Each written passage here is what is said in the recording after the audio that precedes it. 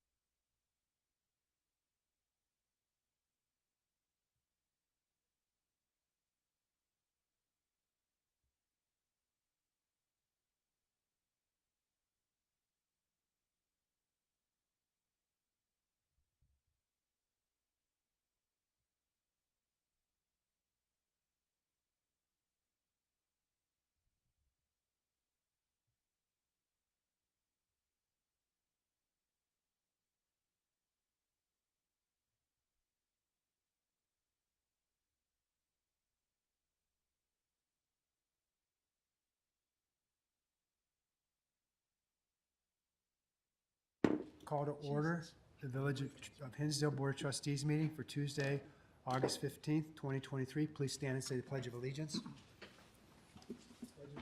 To the flag of the United States of America and to the republic for which it stands, one nation, under God, indivisible, with liberty and justice for all. Okay, the first item is to approve the minutes of the regular meeting of July 11th, 2023. Have a motion? Move to approve the minutes of the Village Board of Trustee meeting of July 11, 2023. Second. Any changes? So long ago, I'm sure no one remembers. Roll call vote. Trustee Pashima? Abstain. Trustee Braden? Aye. Trustee Stifler? Aye. Trustee Fisher? Abstain. Trustee Burns? Aye. Trustee Binky? Aye. So that brings us to President's comments. The work on the standpipe, which is also known as the Hinsdale Water Tower, has been completed. And I have to tell you, this is one I sweated because we were taking the water tower offline, emptying the water tower, and which provides water pressure to the entire village. We had to have backup pumps ready in case we had a water pressure issue, but the whole thing just kind of made me a little nervous. But it cost $2 million to redo the water tower on the inside and the outside, take the antennas off the water tower, put them back on. And of that $2 million, we had $500,000 was paid directly for that project by the tollway as part of our deal with the tollway for the reconstruction of the tollway. And we applied $1 million, although money's fungible, we got $1 million from the American Rescue Act plan. So for the $2 million repainting of the water tower, which I think we have to do every 20 years. We had 3/4 of it paid for by entities outside the village, so that's very good. I'd like to thank Jose Medina, who's the water and sewer supervisor, for his work on this, Joe Perry, who was the lead water operator, and also Mark Pekowski is the water supervisor. Mark was the one that oversaw this and would try to settle me down when I say, Mark, can we make sure we have enough pumps to, if we have a problem with the water tower? And he'd say, don't worry about it, it's all taken care of, and it was. Derek Janilewski, who's a crew worker for water, Jordan Bishman, crew worker for water, and Jarrett Hummel, a management analyst. So all those people worked very hard to make sure that the repainting of the water tower went seamlessly, which it did. On Thursday, August 17th, please join the Village of Hinsdale for a free 20-minute light show illuminating the south side of the Memorial Hall with an immersive experience to celebrate and honor the village's sesquicentennial and 150 years of Hinsdale history. The show is scheduled to begin at approximately 8:45 p.m., so that's this Thursday, immediately following Uniquely Thursday with the Seventh Heaven band set. Viewing areas for both events will be in Burlington Park and the general vicinity. The 150th committee, I'd like to thank the 150th committee, especially trustees Alexis Braden and Michelle Fisher for their dedication and hard work to creating the event and celebrating the village's historic milestone. So that's it. We can move on to the agenda items. So we have first reads. Matt? Citizens petitions. Oh, sorry. Citizens petitions. Anybody here who has anything, if you have something that's on the agenda, it makes more sense if you come up and talk during that part of the meeting. But if anybody wishes to speak now about anything on or off the agenda, this is an opportunity. There's another opportunity at the end of the meeting.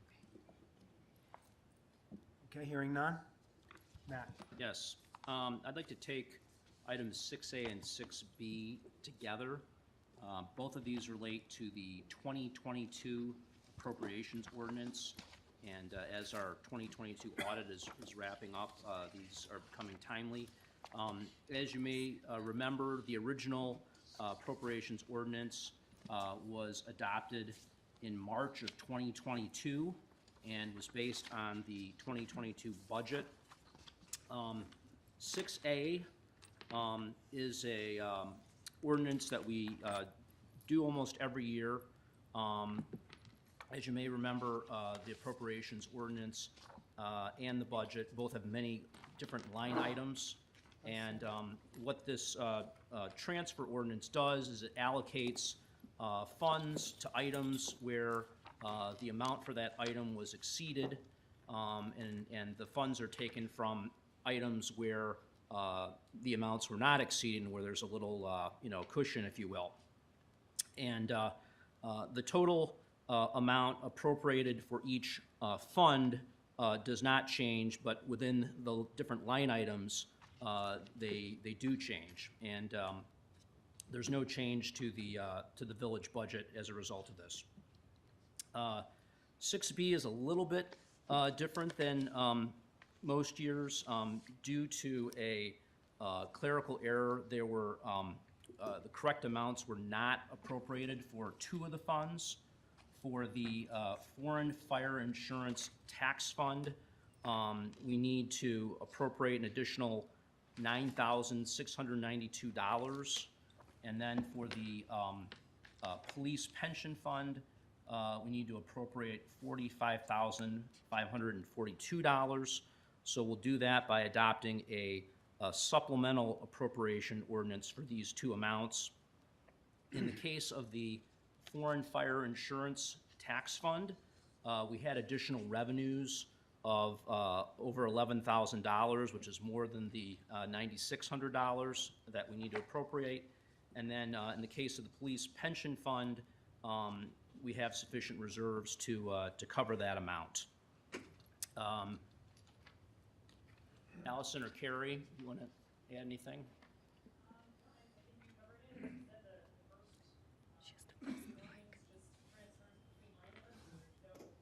The village, I'm sorry.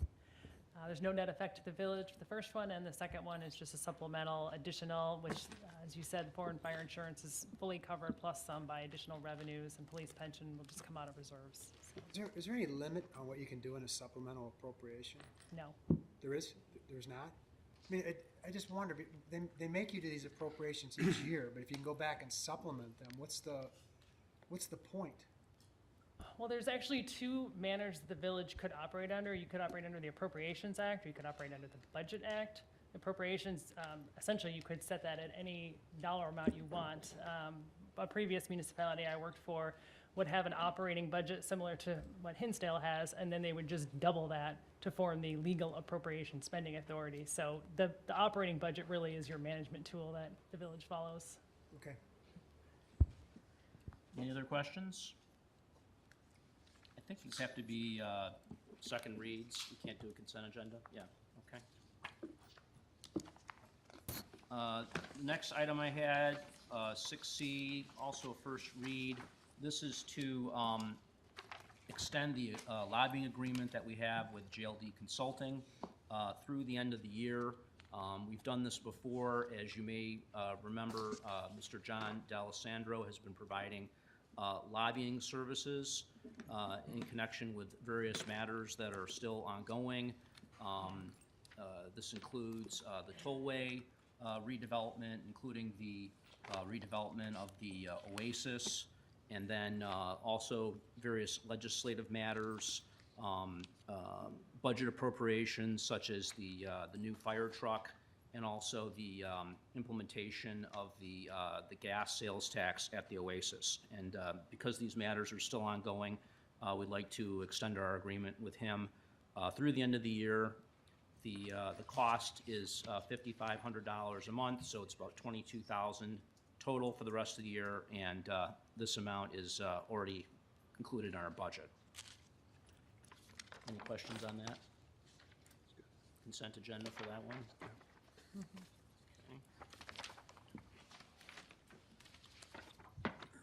And then next we have item 6D, first read, and this is to issue B2 and B4 liquor licenses to a new restaurant named K Miso. As you may remember, Sauced Pizza, which was at 114 South Washington, closed. That space is now going to be filled by K Miso, which is going to be a Mexican-Asian fusion.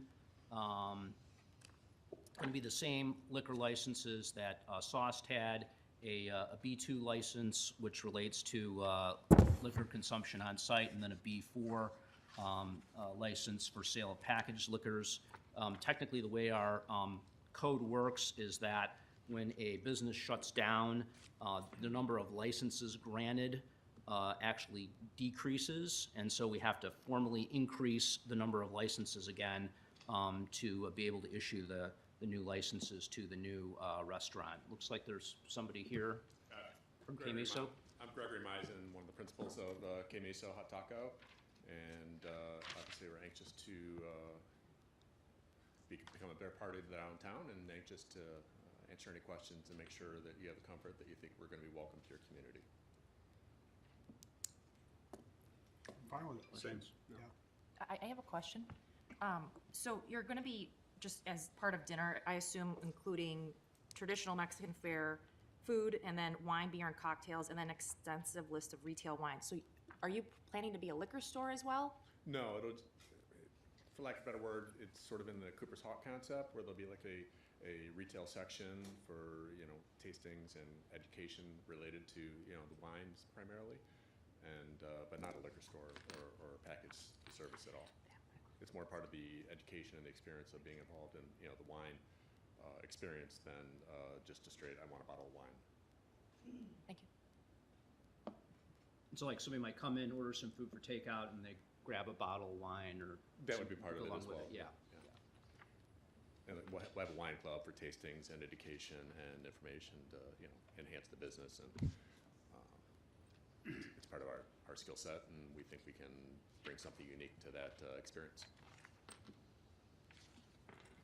Any other Welcome. questions? Any Yeah, other welcome. questions? Good luck. And you'd like to open in September, is that the I'd plan? like to open tomorrow.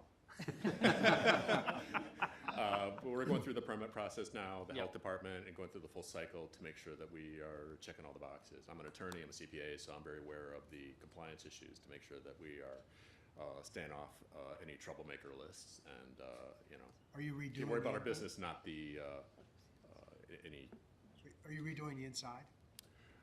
We're connecting, there's a front and a back that was like sort of a banquet, that is Yeah. kind of a disjointed. Right. So we're creating a corridor to connect the two to make them more of a proper dining room and more of a cantina type of experience in the front and more of a regular dining area in the back. All right, well, welcome. Thank you. Okay, great.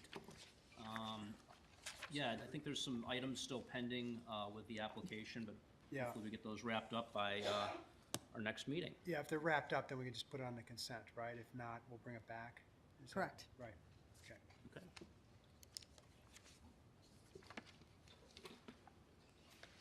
Okay, Neil?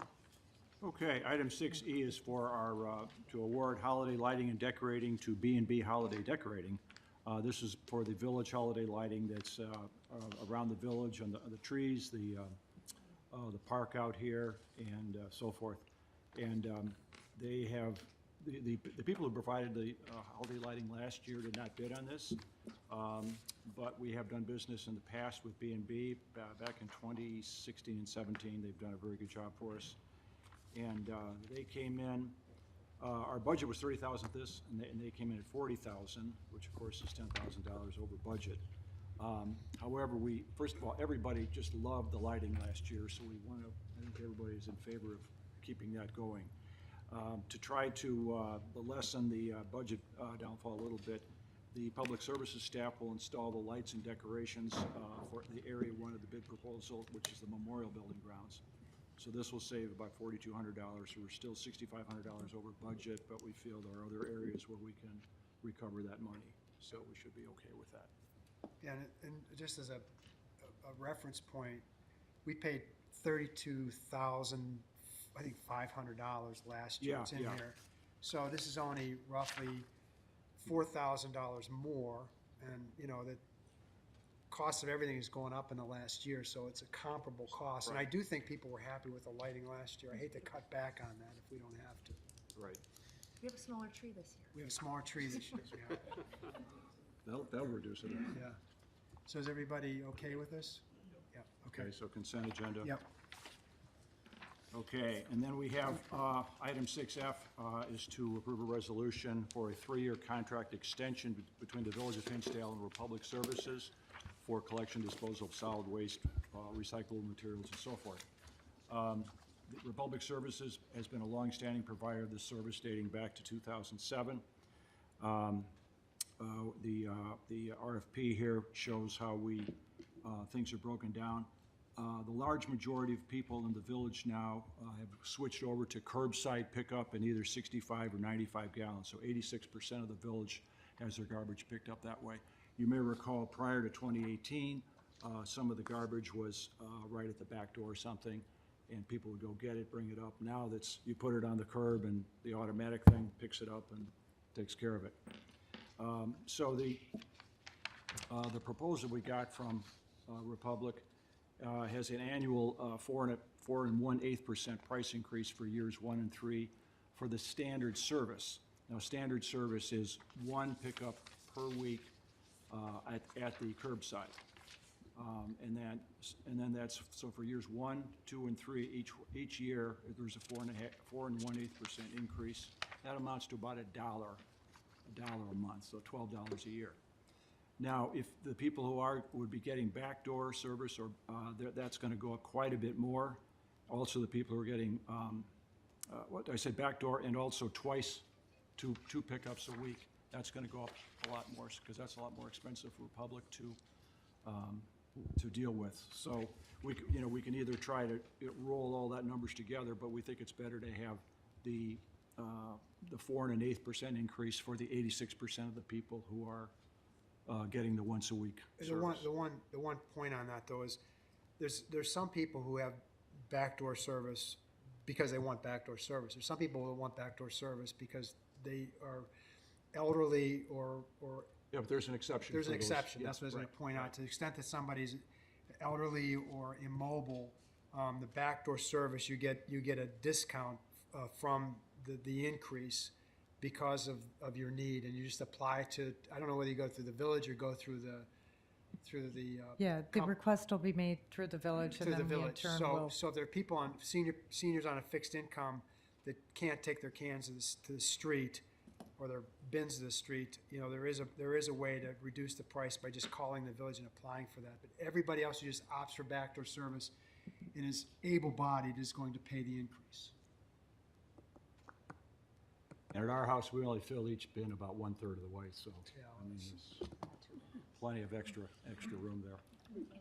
The one thing now that I will say is that, one of the things we didn't do this year, you can see in the write-up that we went and looked at other villages, and this 4% increase is not uncommon given the inflationary times we're in. But one of the things I think we should, as a village, plan to do is when this 3-year contract runs, is actually go out for a formal request for a proposal and look at other companies to do garbage pickup. Because I just think 4% is a pretty stiff, 4.5% each year for 3 years is a pretty stiff increase.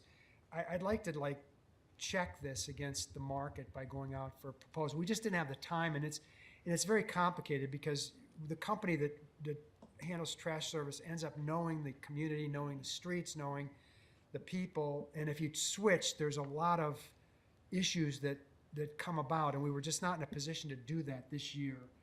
So we renewed this, but the thought is, the next time it comes up, and maybe a year before it comes up, we will do a request for proposal, go out and get bids, and make sure that, maybe it turns out this is market, but I just want to make sure that if we do this, that we know that we've got the best deal for the residents. And, of course, it's got to be a good provider, obviously. This has been a good provider for years, but the price increase is, I think, a little on the high side. Is it 4 1/4% increase? 4 1/8, 4.25. 4.25. I go 4 1/4, big. That's Yeah, 4 4.25. Yeah. Yeah, is that what I said? That's You right. said a few different things, yeah. I said I meant 4.25. I said something else, too. I think I said 4 1/8. For 3 Sorry. years. Right, Yeah. right. Well, Which is- it's 4 1/4 each year. Each So year for Yeah, 3 year years. one, each then year year, two, it then goes year up three. each year. Right. Yeah, for Right. 3 years. That's, I mean, it's, as Neil said, and it's like a majority of residents will see in year one, see an increase of only around $12 for the entire year. So, as an absolute amount, it's not that much, $12 a year. But I do think this is a rather steep increase, and I would just like to go out and request for bid. As you'll see, the staff did go to neighboring communities and check with them to see that these right. are in line. But I think a more formal process where we actually go out for bid on this, our community, was something worth doing. There's a lot of trash haulers in Chicago. Exactly. Yeah. Because there's a Exactly. different hauler in Clarendon Hills. I know they have different colored Yeah. bins, so, Yeah. you know. And a range of 7% to 54% for premium service, that's a huge range. Yeah. Well, 54%, if you saw in the Right. table there, is Twice a week. if you went back door twice a week. So if you go, you know, if you go back door to once a week, or if you put it on the curb, Right. you get, you know, you get well in a hurry. The only way we talked about this a lot, and it seemed to us that the best way to control the cost is, as Neil said, is have the lowest cost increase to the greatest number of residents. Then pull out the seniors or people who are on fixed income or have mobility issues. And anybody else who wants a premium service, they would have to pay for that. I mean, it's somewhat arbitrary, but it seemed to us to be the best way to get the most out of this contract, meeting their revenue demands to the trash hauler we got the best price for the most residents, which is like 86%. So that was the logic of this formulation. Any questions? Consent agenda? Yeah, anybody want to put on a second read or just consent it? Okay, consent agenda, okay?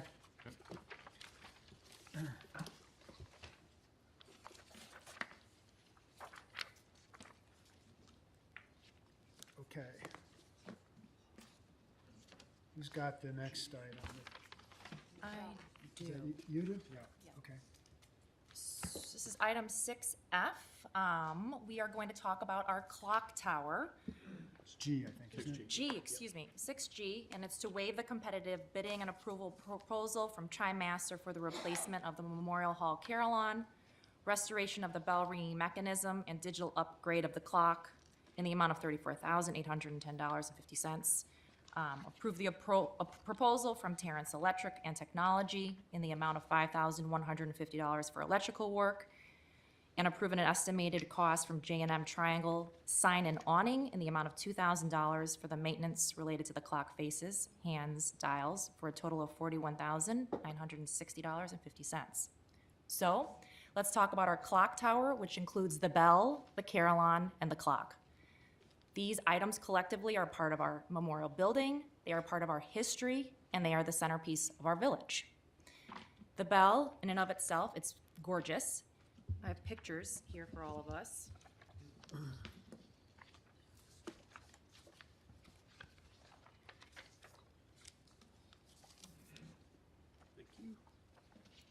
The forged bell sits in our clock tower and was dedicated in 1929. It states, "This clock and bell presented by the people of Hinsdale as a tribute to their war heroes, installed under the auspices of the Hinsdale Memorial Building Committee, July 4th, 1929. When operable, it was rung on the hour every hour." The carillon was installed in 1973 for Hinsdale Centennial. The carillon would play daily from 8 a.m. to 8 p.m. on the hour. You would often hear holiday or other seasonal songs, patriotic songs as well, and it made our village even a more special place. Our clock, it sits in the tower above us. It's four-faced, and it acts like a huge grandfather clock with multiple gears and a pendulum. You can see pictures of it in this packet if you like, if you turn the page. The problem is this: the bell itself needs serious maintenance. The bell ringing mechanism and carillon is inoperable. The carillon cannot be repaired at this point. The clock runs 3 to 8 minutes behind schedule. It is still digital, which is outdated, and it needs quite a lot of maintenance at this time. Simply, time and technology has run its course on these items, but we hope to change that. With the help and hard work of Plan Commissioner Scott Moore, who's with us today, Plan Commissioner Cynthia Curry, and Plan Commissioner Julie Cernovich, we have been put in touch with the right folks to get the bell, carillon, and clock back in working condition. Mr. Tom LaRue from Chime Master is here with us today, and you'll be hearing from him shortly. So what needs to be done? The bell. To restore the physical bell and replace the ringing mechanism with a digital unit, that has to be done. It then has to be connected to the Carillon. This linked system will allow for the bell to be controlled through the Carillon unit. The time for all of these to ring and for them to play can be controlled on an app that you would be able to access from your laptop or your handheld device. The Carillon, we need a new one. There's no way around this. The new Carillon provides a variety of songs, all with features that are controllable and programmable by staff. The clock, it needs to be updated to a digital system. This would improve accuracy and get the clock working on atomic time, which is the time that our phone operates on. The final step would be linking all of these together to precisely the same time as the Carillon unit, so all three devices would chime, ring, and sing at the same time. At this time, I would invite Mr. LaRue up to show all of us what the Carillon unit would look like and what it would sound like when used.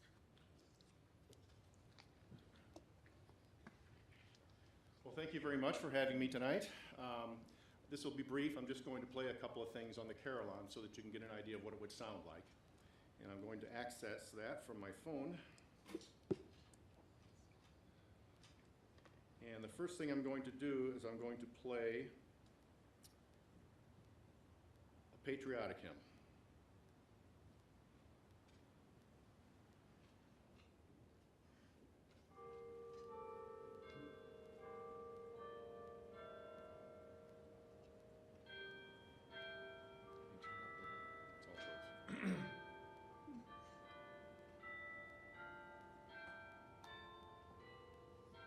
It would be louder in the bell tower, by the way.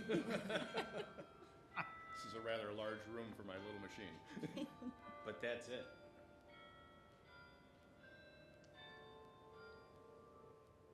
And the old one, I think, was about the size of a refrigerator, right? Yeah. All analog with pins and dials, and it was crazy. Okay, so that's an example of patriotic. And then I have another example for Christmas time.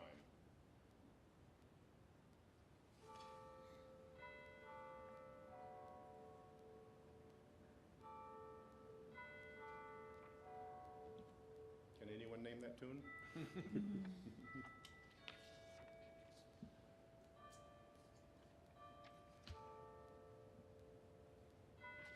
So a couple things, if I may, while we're listening. Sure.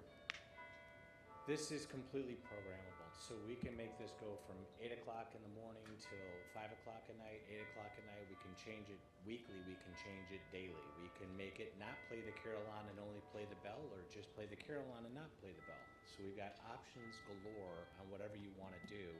It's, like I said, completely programmable and ready to be changed at a moment's notice, so. Can you play the Notre Dame fight song? Well, interesting you should say that. I'll tell you a little story want us here. to I approve know it? I'm not supposed to take much time, but I am a salesman, so I have to talk. You have a high school here, Hinsdale Central, okay? And this unit will allow someone to plug in a keyboard if you wanted to do, this is just an example. I've done this for several different situations.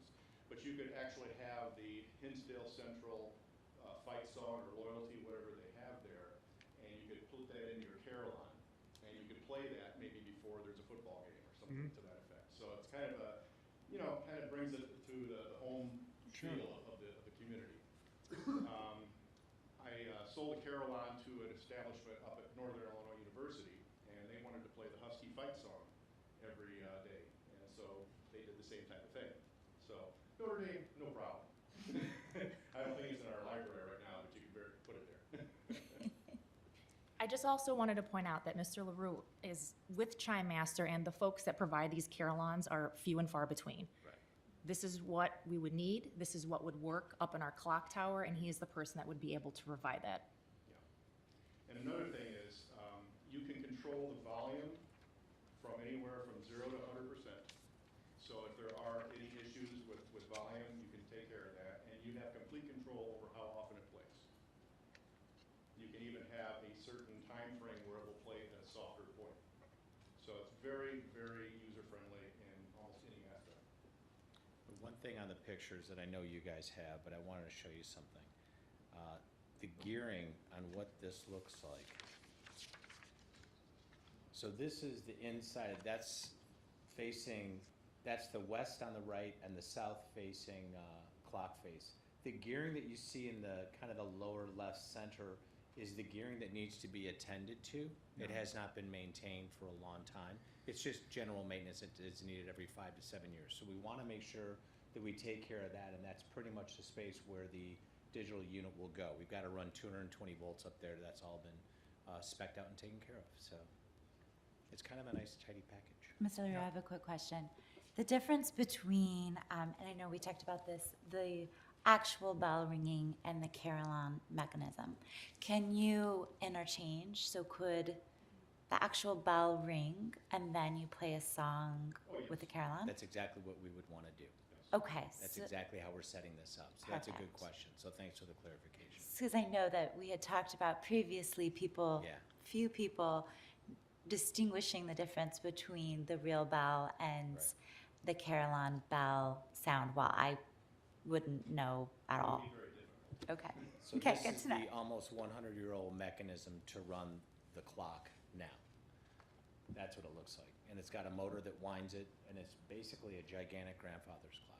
So that would be pretty much put out of service, but you can retain it as kind of a fun piece to have. And this quote is for all three of those items collectively together every- to get fixed, up and running, and maintained right now. Yep. And I think, I don't want to speak for you, but I think we can get that done by the Christmas walk if that were possible. So it might be a target Thanksgiving-ish. Yeah, we can do that, providing we move forward. with Yeah. it. So Scott, one question. Any There's also speakers that were on the roof. Will There- those be replaced? they would be replaced. That would be part of it. The speakers are in kind of a poorly positioned place. They're very visible from the street if you're driving along. I just remember as a Hillside Avenue and kid. Look up, yeah, but you look up, they look horrible. Yeah. So we would move them to the chimneys at the side so that they're less, you see them less. It would fit in well if the railing gets ended up, you know, being a job that gets done, that would kind of fit in at the same time. And does this also have an application? So for instance, I mean, with the tragedy that happened in Hawaii, if we had a situation where we needed to broadcast some kind of an emergency, can that be accommodated for that? The unit you would be getting has certain capabilities like that, but not something that you would actually speak into. It has to be a certain digital process.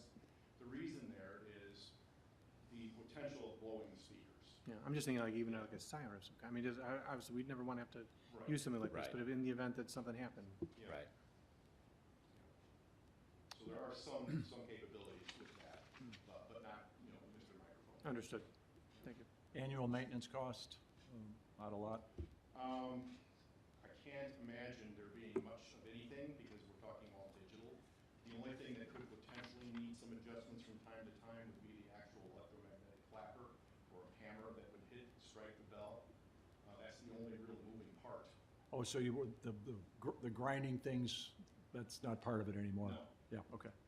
That's what I was referring to, what Exactly. you were talking about. Yeah, right. Makes sense. And I did climb up there, I did pull the hammer back, I did ring the bell, and it's a 16-pound sledgehammer hammer. I mean, it's huge. And the second I hit it, police sirens go off for all of it. They're going, what's happening? We thought we'd done something wrong. It was pretty funny. Thank you for all your help and your hard work. You bet. Any other Appreciate it. questions? Thank you, sir. Thank you. Any questions, thoughts, comments? I think it's great. Cool. Yeah, so I think that one of the things that Michelle said to me that kind of resonated is if we as a community are going to be committed to restoration and preservation for houses in the community, we should try to preserve this building, which is a real gem. And I've never been up there. I've never seen the clock or the bell, but I understand it's in bad shape. And I think you said that if we don't do some of these repairs, that they could be damaged irretrievably. So we do these repairs now and add the digital upgrade. We preserve a part of our history. So the bell is something that somebody spent a lot of time and a lot of money on back in 1929, and we should try to preserve it and preserve this building as best we can. I agree. And schedule hours to be played would be to be determined at a future date? Correct, and we can adjust, we can program them accordingly. Yeah. That, I think, is gonna be one of the easier things. Yeah, I think we heard way back when they stopped ringing it, many, many years ago, that some resident complained. So I think they just stopped playing it. But I can't imagine that, around Christmas time or around, Memorial Day, you can't play it for events like that. That'd be Or, nice. so I'm sure there's a way we can accommodate everybody's, schedule and not have it ring when people don't want it to ring. But I think it's a great addition. Well, and a few other institutions have The church. the same thing. right. Isaacs plays music Yeah. with their carillon, Yeah. so I can't imagine that Yeah. there'd be much red tape. Okay. Okay? Consent agenda? All right. Good work. Thanks, Scott. Thank you. Thank you. Luke? Which brings us to agenda item 6H, and this is ordinance to approve 4 additional properties within the historic overlay zoning district for inclusion on the historically significant structures property list, which is pertaining to Title 14. As this board is aware, last year we created a historic overlay district to provide economic and zoning incentives to property owners to rehab and preserve historically significant homes within the village. Earlier this year, we reviewed the first round of 46 properties which were added to the list. At our June meeting, we added an additional 14 properties, and last month, an additional 8 properties were added. This is simply the 4th round of properties, and while I'm not gonna go through each one of the 4 properties specifically, I would note that there's a summary table in Exhibit 2, which details all of the properties. As has been the case, staff and HPC has provided a great deal of detail and information on each one of the properties, which I've looked through and I think everyone will find just particularly interesting, especially if you're familiar with the homes. All properties, all 4 of these properties, the owners have given their consent to the property be included on the list. I would also note that at the July 20th meeting, the Historic Preservation Commission reviewed and recommended these properties to be included on the list. And, with that, this is the 4th round that we've done this. They've all been approved before. And the next matter on the agenda talks about one where we're actually someone's taking advantage of some of the financial incentives of this program. So starting to see it take shape. Questions? I'd Okay, just so- like to add real quick, I'm so sorry, that I'm thrilled to see a Zook on this list as we are losing our Harold Zook designed homes. And I'd also like to thank the Hinsdale Historical Society for helping these homeowners provide Bethany with a lot of the historic information to make it easy for the HPC and for us to learn about it. I didn't know about Owl Ridge and that being a neighborhood. So just noted a thanks to that organization. Thank you. So with that, and as we discussed last time, the previous 3 times we had done this, we had gone to a second reading. We're gonna move these to if everyone's okay with that here, move it to the consent agenda for the next time? Yes. Okay, good. Which moves us to agenda item 6L, and this is a first read. This is the first matter it's relating to Title 14 and the award of financial incentives.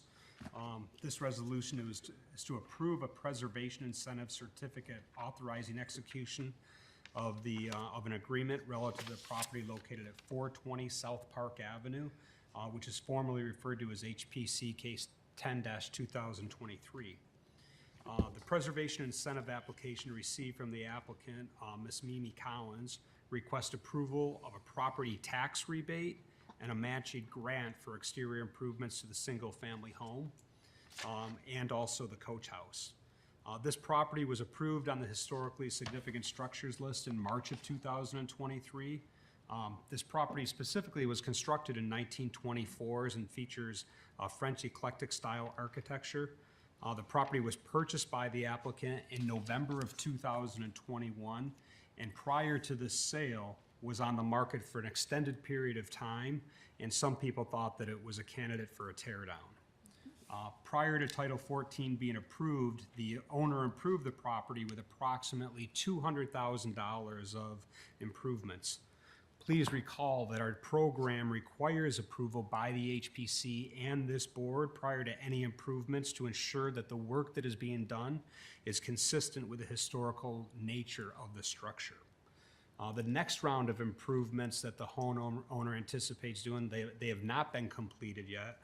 They've been detailed here in front of us tonight, specifically on page 2 of the RBA, and will be a total cost of approximately $79,000. This property is eligible for the village's share of real estate taxes over a 5-year period, so long as they're a minimum investment of $50,000, which this does qualify for.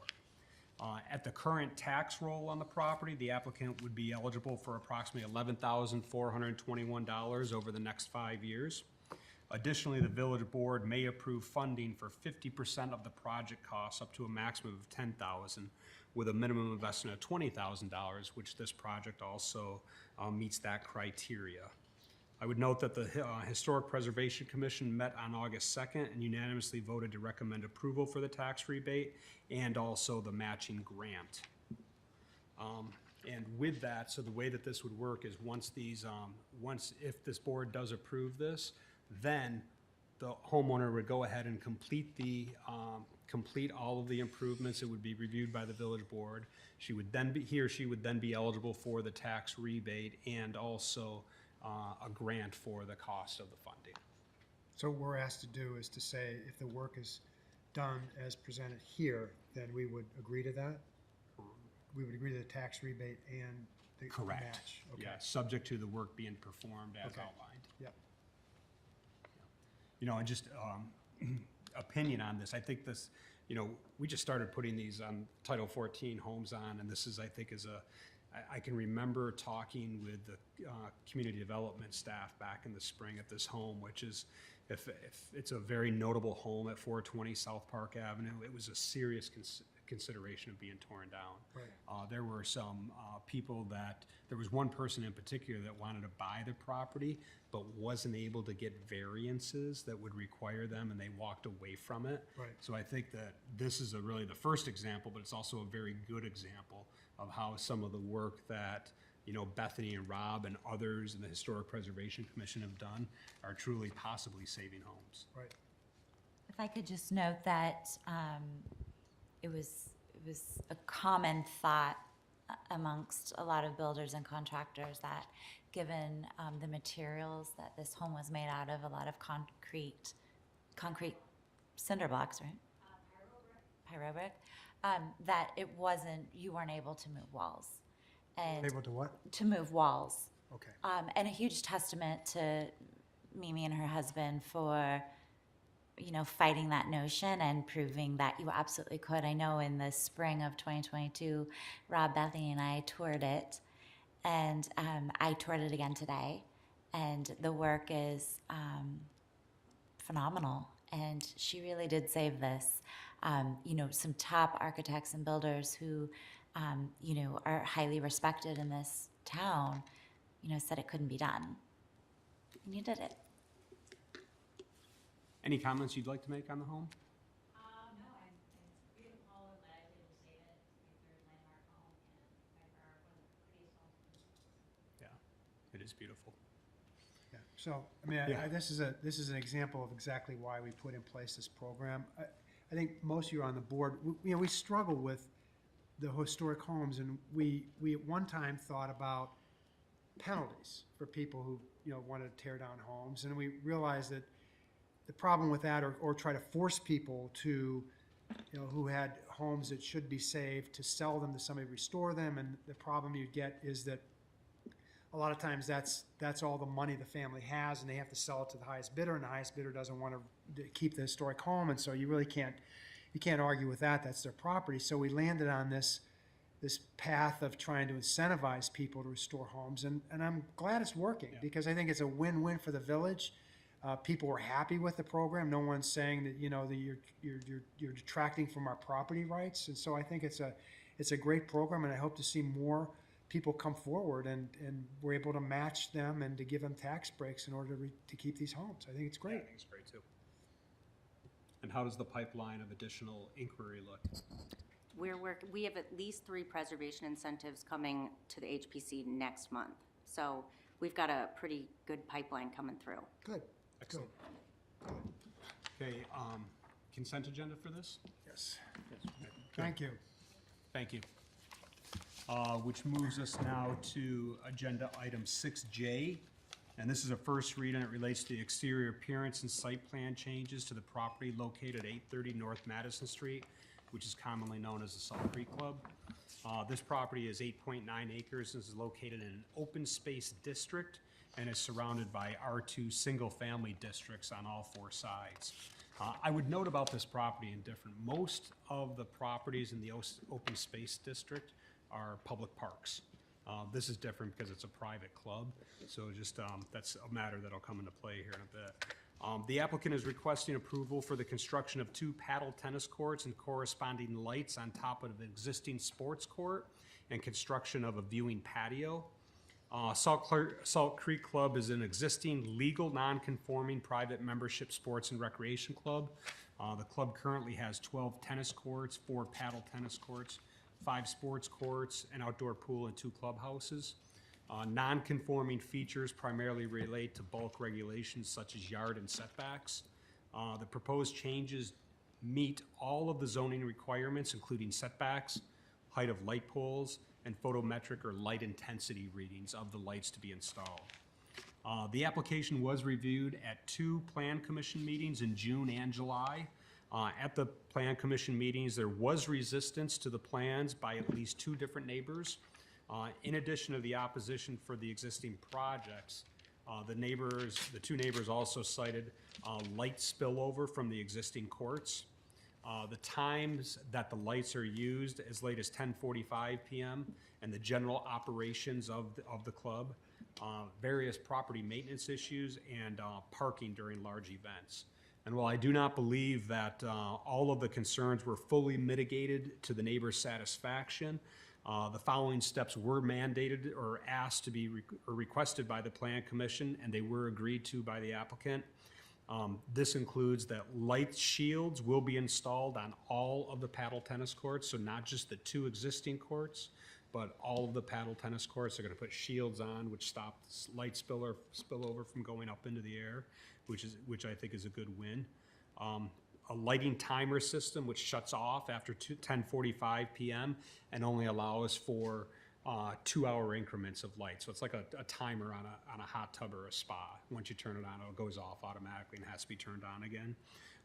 Hours of outdoor operation limited from 7 a.m. to 10:30 p.m. The club also agreed to put up no parking signs on sidewalks during large events. And Salt Creek also confirmed that it will not use gas-powered lawn care equipment before 8 a.m. in order to comply with village code, which was one of the what one of the neighbors had cited. And this is what I want to know. So Plan Commission came back and recommended that the lights here go off at 10:30 p.m. I believe they're currently going off at 10:45 p.m. There is part of our code that mentions that all village-owned parks lights have to go off at 10 p.m. with the exception of KLM Paddle, which allows lights to go off at 10:30.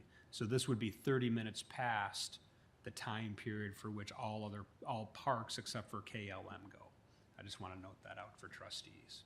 So with that, is there anyone here from Salt Creek that wishes to speak on the matter?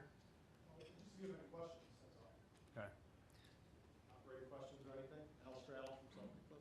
Yeah, Al, and I mean, I think it's important here for the trustees to look at the layout. I believe that and if you go probably 4 or 5 pages back here, it gives an understanding of where the paddle courts are gonna go. The paddle courts for this request are about 490 feet from the closest home, which I think is a consideration that needs to be given here. And the tennis courts that are outlined, and for trustees, this would be 4 pages back, is an aerial view of the property.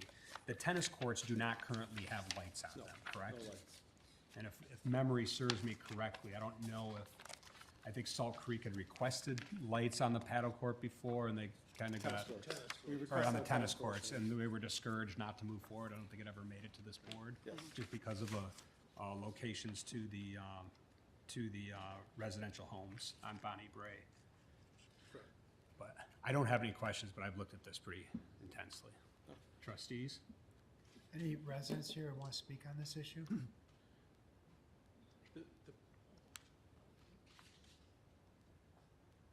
The problem with the timer is that the power would go off, but since the light switch was already on, when the power came back on in the morning, lights would go back on.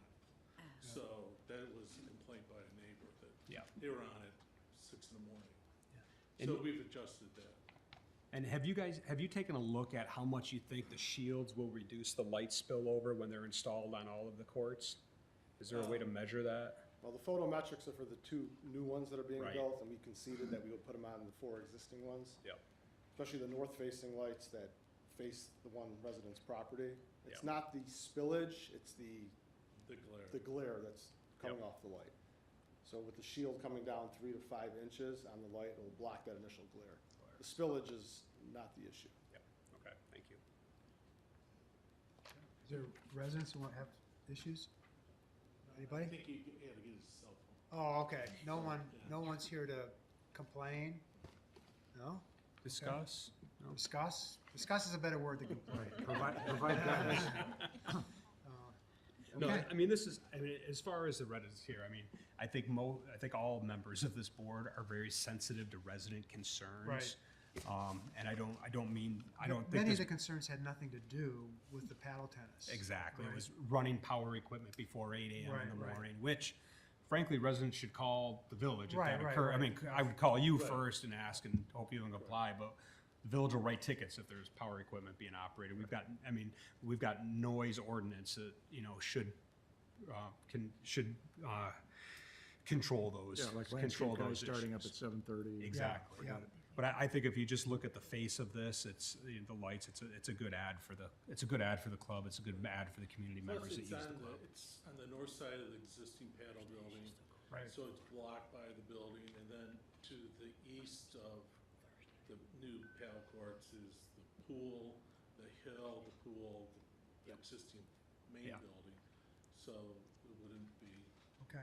Yep. much And of I, anything. and I would note, this went through Plan Commission twice. It did Right. receive unanimous approval from Plan Commission. right. And I think the village and the board has been sensitive to residents' requests in the past, specifically with regard to, Right. lights at the tennis courts. So for zoning issues, we do 2 reads, so we're gonna have one more of these, and I'd invite you to come in case some resident shows up to talk about it, but it looks fine to us at this point, I think. Thank you. Thank you. Just one other question. So as I look at this to the west, I mean, there's nothing to the west except that park and the drainage area. Correct. And to the north, there's nothing there. There's one home, I guess, on Brook Place. I mean, To the, Well, to the west is the basic, like, principal property. Yeah. And to the IBRP. north is the one home got knocked down, and they're farther towards Madison, the other homes that aren't even in line with that. yeah, they're way far away. It's really zoned R2, but it's that Right. pond or You can't wetland build area. on it. Right. Yeah.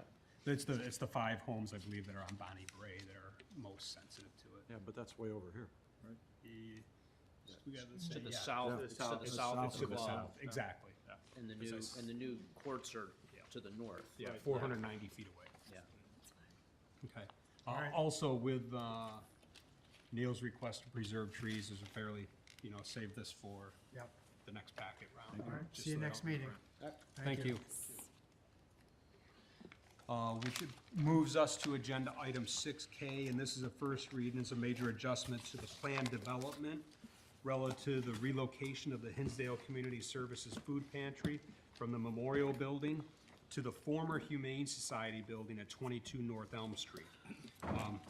We have the decision here tonight to either refer this to Plan Commission as a major adjustment to a plan development, or keep it at the Board of Trustees and take a final vote at a second read, which will be at our first meeting in September. I would note that this plan development encompasses 10.7 acres and is zoned, half of it on the south side is zoned IB or institutional building, and the half on the north side is zoned open space. Specifically, if you look at page 2 of the RBA, there is a snapshot of an aerial photo that outlines the plan development and specifically notes the location of 22 North Elm Street. This plan development includes the former Humane Society, which is the subject building, the police and fire building, the water plant, public service offices and garage, the vacant former youth services building, and the village-owned parking lots. This by R4 to the north and the south, health services or the Hinsdale Hospital to the east, and then institutional building, this memorial building to the west. Please recall this matter relocates HCS from the memorial building to 22 North Elm Street. The project will include improvements to the building elevations, construction of a loading area, and overhead doors on the west side of the building, landscaping and pavement improvements, including construction of a sidewalk on the west side of Elm Street going north, which will be equal to 7 parking spaces. HCS will operate, and I think this is important, especially when we look at compared to what the Hinsdale Humane Society operated at this building. They plan to operate 2 days per week, Mondays and Fridays, and they'll be closed 5 days a week, but we'll have people working in the building potentially on those other 5 days. They're gonna operate on Mondays and Fridays, appointment only in-person shopping from 10 a.m. until noon, and curbside grocery pickup from 3 to 4:30 p.m. on Mondays, and then from 1 to 2 p.m. on Fridays, so very limited hours for this operation. In order to limit traffic, which is if you drive over on Simmons around the corner there, and this does have 20 parking spots, but in order to limit traffic, I'm gonna ask the applicant to run through the logistics of how they're going to operate traffic at this location, and the staging that they will do. I would also note that the sidewalk right now is located on the, there's a sidewalk located on the east side of Elm Street. As I mentioned before, there's gonna be a partial sidewalk that's constructed on the west side of Elm Street from the subject property going north equal to 7 parking spots. That sidewalk is not going to go to the entire way up to Walnut Street. My understanding is with some of the feedback from neighbors, they didn't want it going all the way up to Walnut Street. And also, I think we're moving the parking from the east to the west. Correct. Right. And we're limited to 7 spaces Right, only, when the right. original request was for 15 spaces. Right. There will be 15 spaces that are required by code, and HCS is going to have access to 20 spaces, 8 spaces which are located on site, 5 on the east side of the building in the public right-of-way, and 7 permit parking spaces along Simmons Drive pursuant to a lease agreement with the village. There are 3 wall signs that are requested and will require a waiver from this board, as signage is not permitted in the open space district. And rather than me explaining all this, in this 3-ring binder that you have, the signage is detailed in tab 16. Specifically, the signage that's requested is on the west, north, and east side of the building. Very simple signs that total 52 square feet, which is reasonable and in line with other sections of our code. Also will be 3 colors, simply gray, red, and white. Non-illuminated. Non-illuminated, correct.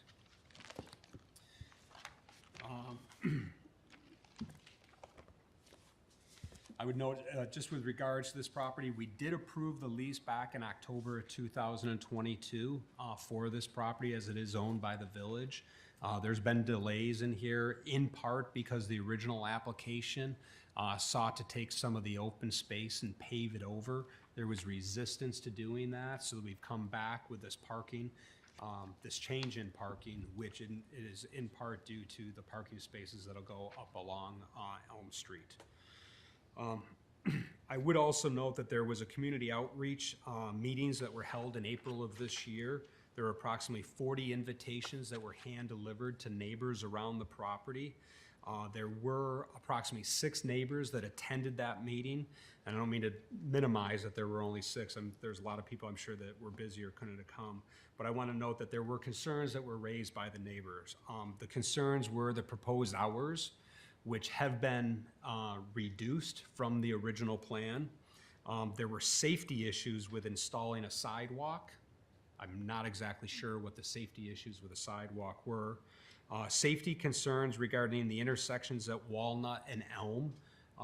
I would note also that the police department did do research on the intersection of Walnut and Elm, and the traffic data and the site crash history does not support any additional stop signs going in at that intersection. There was a potential of trash and debris in the neighborhood, and the potential blockage of ambulances to the hospital. And then just lastly, the overall impact to the neighborhood. I would just note that as a result of these concerns that, the changes were made, some of which I've mentioned, the revised hours. I lived when the HCS operated in this building. I lived 3 houses away from this building for 12 years. I not once noticed ever a problem with HCS. It was just a non-event for me. And I think that some of the, as I was talking about with Salt Creek Club, I think this board takes neighbors' issues very, very seriously. I think that staff here and also HCS has gone to great lengths, probably greater lengths than I personally would have gone to appease some of the neighbors' concerns. So with that, before I ask for any input from any residents, is there someone here from HCS that can walk us through the logistics of how they're going to handle pickups?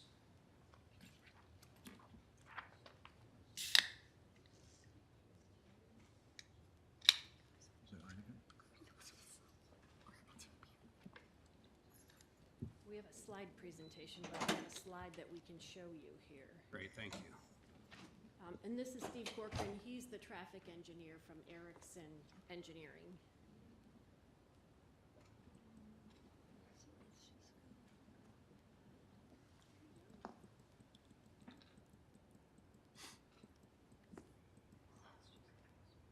There we go. Good evening. Again, my name's Steve Corcoran, Director of Traffic Engineering at Erickson Engineering out of Grace Lake. And in your packet, we prepared some traffic and parking memo to help describe what's going to happen here. But essentially, it's going to be a big change from what happens now. Basically, for the main pickup, right now they're lining up on Maple, big long line. Then 4 at a time they come into the circle right here to get their groceries put into their vehicle or into their trunk. We're going to change that to have a off-site stage parking area where the folks will come and park in that, or come to that parking lot at the church just down the block, and they'll get some paperwork checked if they need any of their paperwork checked, and there'll be members of or volunteers with walkie-talkies or cell phones, however they communicate, that will then send 4 vehicles at a time down the street, as kind of indicated here. Seventh Adventist Church, that's cut off just on the graphic, but they'll come out of the parking lot, drive west on Walnut, take a turn on Elm, and then they'll pull into 4 of those parallel parking spaces that have now been relocated from the east side to the west side, just north of those 5 perpendicular parking spots in front of the building. And then volunteers will come out the side door, load groceries, and again, into their vehicle or into their trunk, and then they'll be sent on their way. When they're stopped, obviously they're going to be in the parallel parking spots, so they're not blocking the 2 lanes of traffic, northbound and southbound, and interfere with ambulances or any other types of traffic. And then when they're done, the folks there will then radio back to the church for the next group of 4 to come, and so rough. Approximately how many pickups per week do you have? They have, let's see here. Oh. This kind of shows the pickups throughout the week, but it's basically around 65 per day. Per day. So, and then I should say day for that 1 hour period that they're open on Monday, and then a 1 hour period on Friday. Okay. I'm just going to hop in right here. I'm Wendy Mahalski. I'm the Executive Director of HCS. Please stand. Yeah.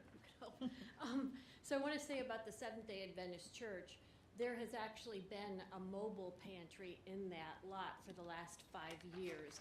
So we're using their tenure as our model there. And we have the support, full support of the church.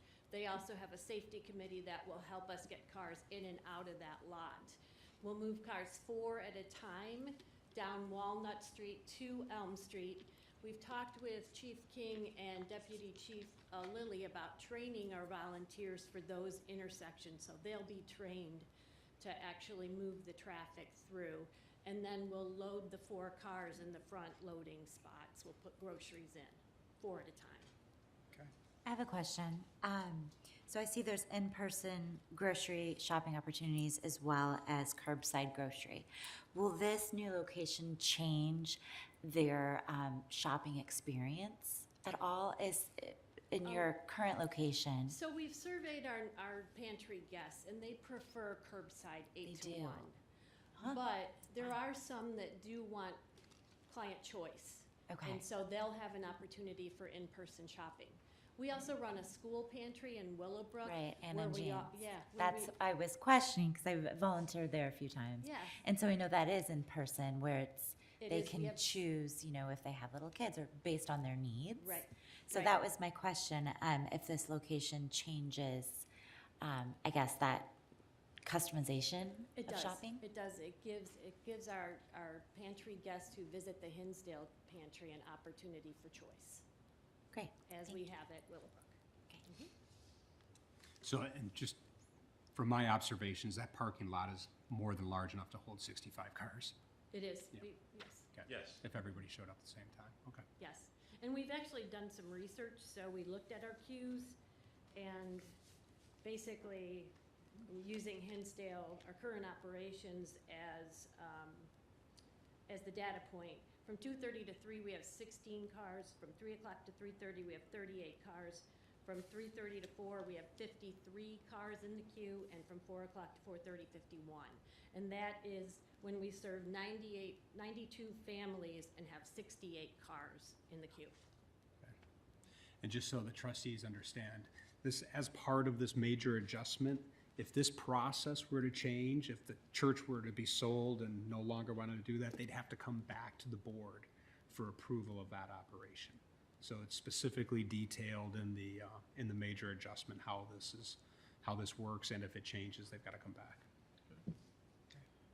And will there be any modifications to this if there's holiday hours? I know, I imagine Thanksgiving will be a big time for you. Will there be any accommodations for more cars? I know you service 90-plus families.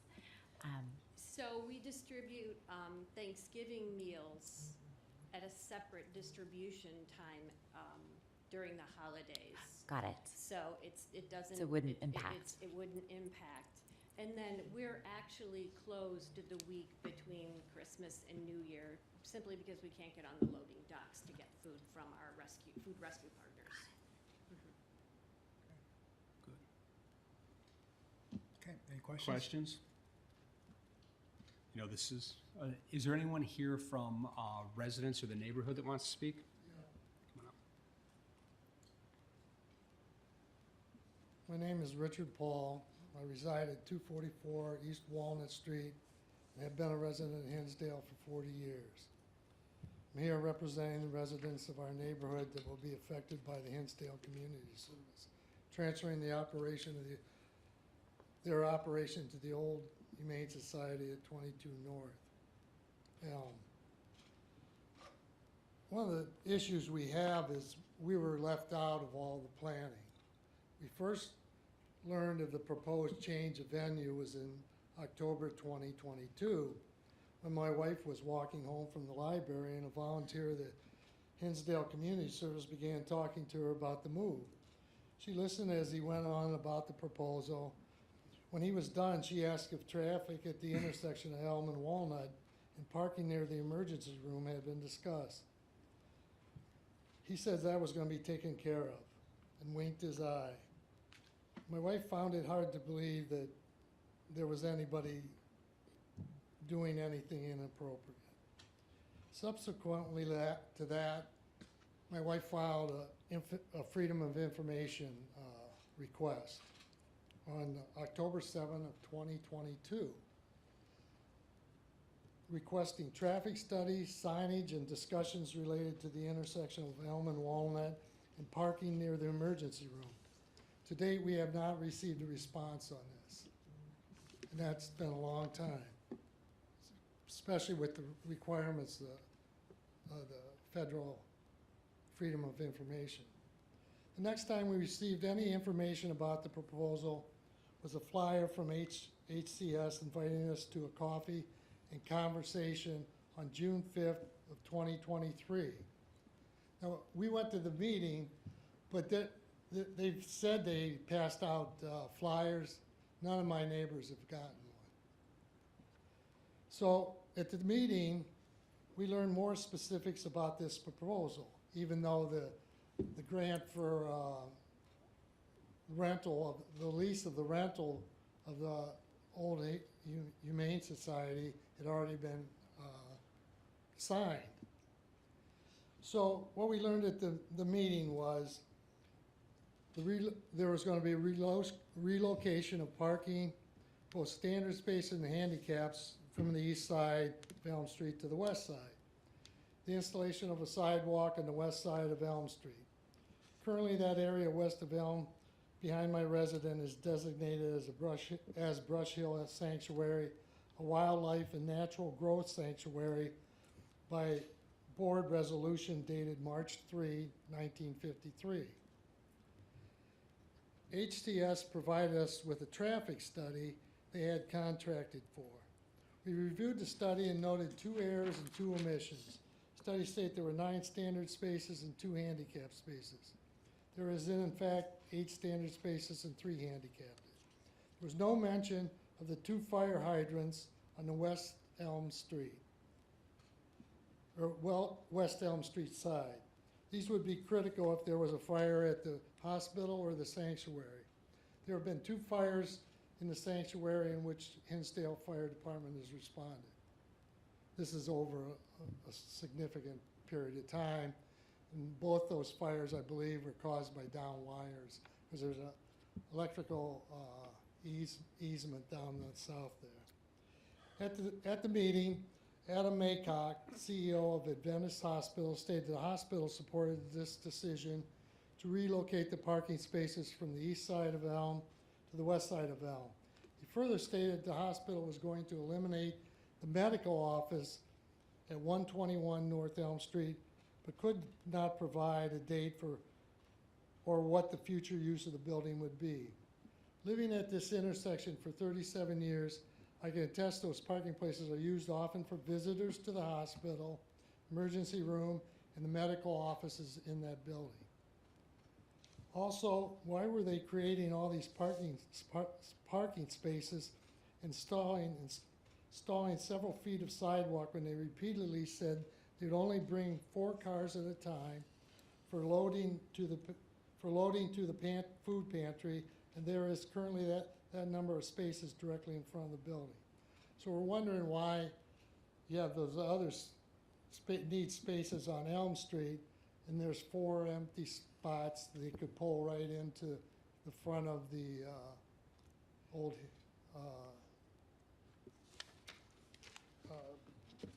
old Humane Society. Okay, and the other thing about Adam, you know, he was all for this, but we didn't know until later that he's a director of the HCS. He never mentioned that to us at the time. And also later, one of the main issues that came up was the traffic at the intersection of Elm and Walnut, which is the main access road for all the emergency vehicles from the village of Hinsdale to go to the northeast quadrant of the city, and also 294. And the Hinsdale Hospital is currently a major entity in Hinsdale that creates traffic. Hospital employs 260 people. They have to drive to work and they have to leave work. Then there are volunteers, visitors to the hospital, day patients for outpatient surgery and medical appointments. Also, An operation that size has many delivery by semi-trucks and panel trucks. The delivery area is right across from the Humane Society building. The removal of waste from the hospital is also done in the same area. Locating the food pantry in this area did not make sense, especially when they opened the meeting with the statement, "Safety first." Subsequently, we asked where the police department representative was. The meeting was supposed to include the village police department. Later, the deputy chief came to the meeting. He did not have any specifics to share with us at the meeting or on the parking or intersection traffic. He stated he went by the intersection on the way to the meeting to refresh his memory. We initiated a discussion about accidents, speed, volume of traffic, and obstruction of view issues at this meeting. Our deputy chief also didn't tell us that he was also on the board for HCS.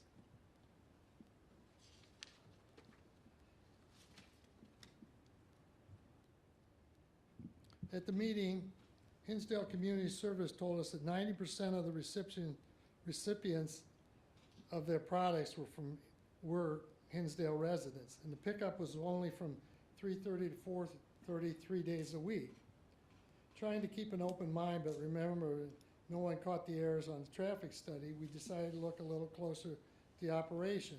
So since that meeting, we have been observing the operation, speaking with people in line waiting for delivery, talking with residents in the area where it currently operates, going to other food pantry locations, and reviewing their procedures. Also, we have been researching the agreement between the Village of Hinsdale and the Hinsdale Nursing and Relief Society, which we were told is a predecessor organization that the village board resolved to give to use the room in the memorial building in June 26th of 1928. I hate to interrupt, but do you just oppose the project generally, or do you have some specific opposition to the project?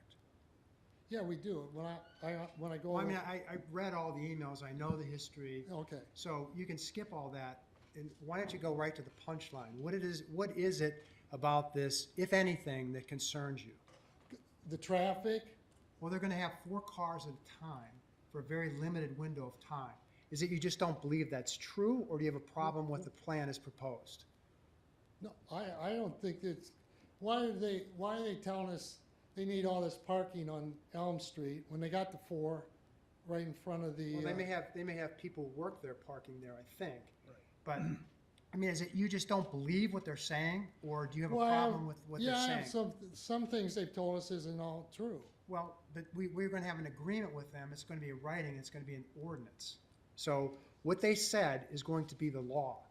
We'll follow that. So my question to you is, hearing what you heard about the traffic and the 4 cars coming and queuing them 4 at a time, do you have a problem with that from a traffic perspective? No. Okay, that's what's gonna happen.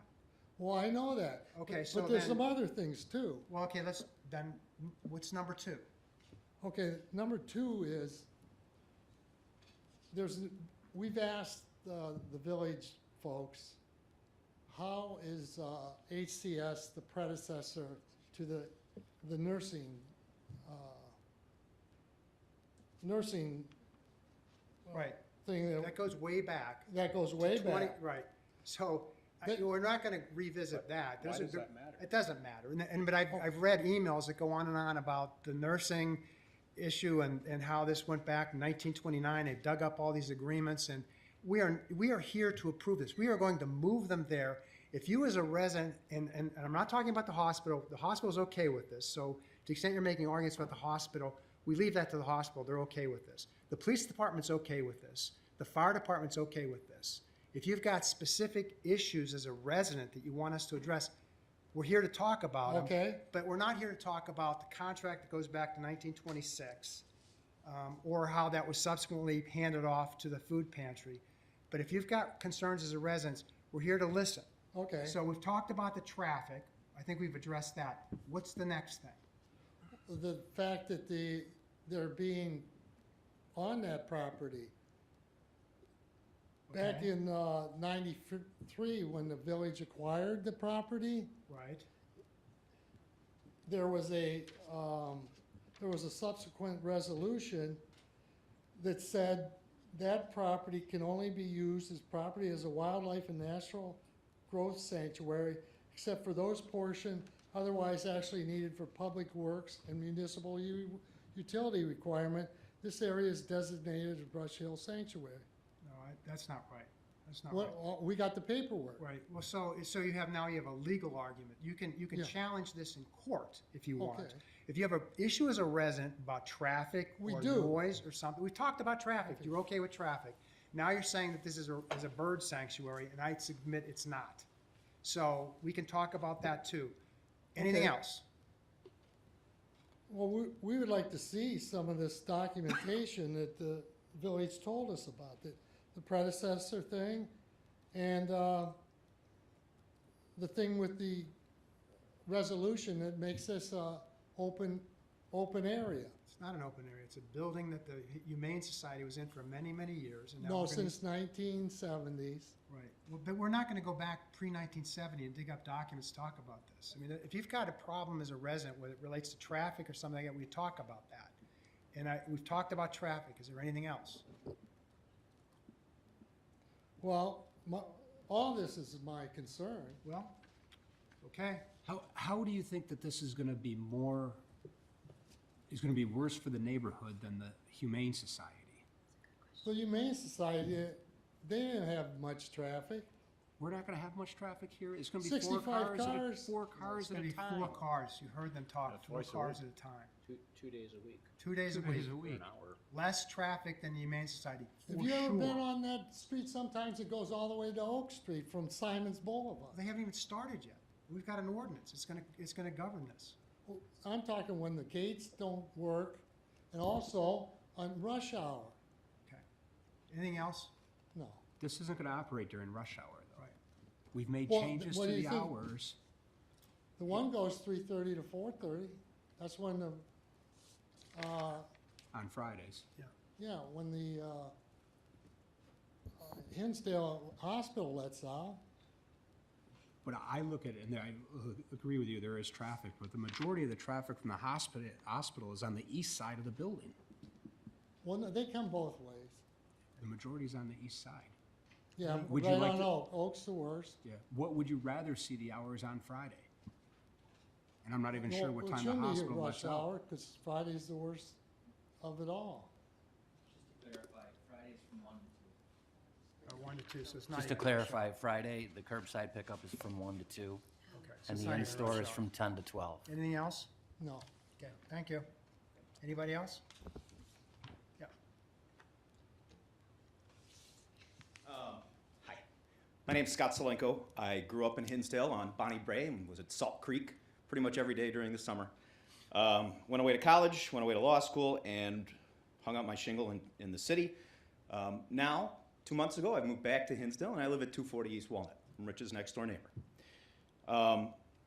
I don't have the background that Rich and his wife, Chris, who I know have done a ton of research on this thing, so I don't have the background that he has in the legal minutia. Though I do think that there was a lack of transparency based on what I've read so far. Well, this is what we're having this meeting for this purpose. There was a community meeting held in April. Yeah, I didn't live here at that time. What I Well, can tell, we can't. excuse me, You is this a can't- public comment? It is, but I mean, You know, I just saw you interrupt criticize- Rich and Well, but- essentially but- speak, but- that, excuse me, No. is this my time or not? No, well, let me just first say, we have had public meetings about this before, when we talked about the I understand contract. And we've had community outreach for this, multiple community outreach.